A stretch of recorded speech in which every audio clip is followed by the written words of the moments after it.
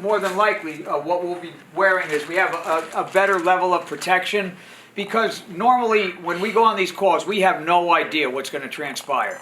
Like I said, for example, the guys just had to do CPR and all this kind of stuff, so we give the guys a better chance at staying protected by wearing a suit like this. How it goes down, basically, we ask people on every call now, is anybody here under quarantine? Is anybody here having flu-like symptoms? Has anybody here been tested and tested positive? We need to know these things because we don't want our members getting exposed.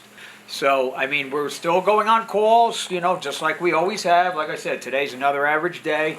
But, you know, we need to know these things before we go inside.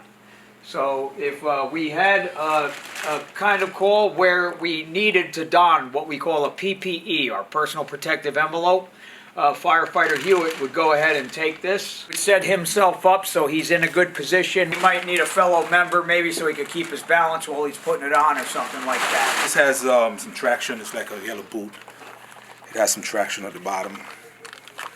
If any of those questions came back positive to us and we needed to make entry, we determined that it was critical for us to make entry. You know, we also have ambulances that we ride with.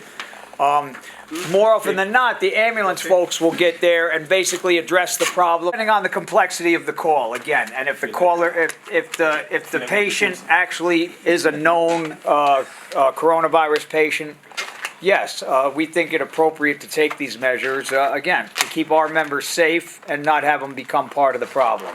Talked about where the questions are all answered, or any of the questions are answered yes. Is anybody under quarantine? Anybody having flu-like symptoms? Anybody tested positive for COVID-19?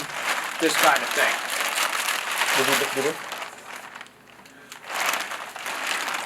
The minimum what's required. But we never really know, you know, are we going to have to carry people downstairs, in a stair chair, you know, get them onto a gurney, all this kind of stuff, so. Dexterity in the fingers. Right.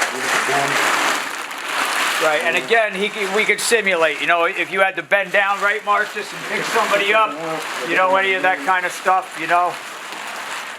The removal procedure, the important thing to remember is we don't want him to get exposed, any of his skin exposed. So we're going to have people help us who would have, they would have gloves on theoretically. Then we're going to get decontaminated and we're going to go on with our day.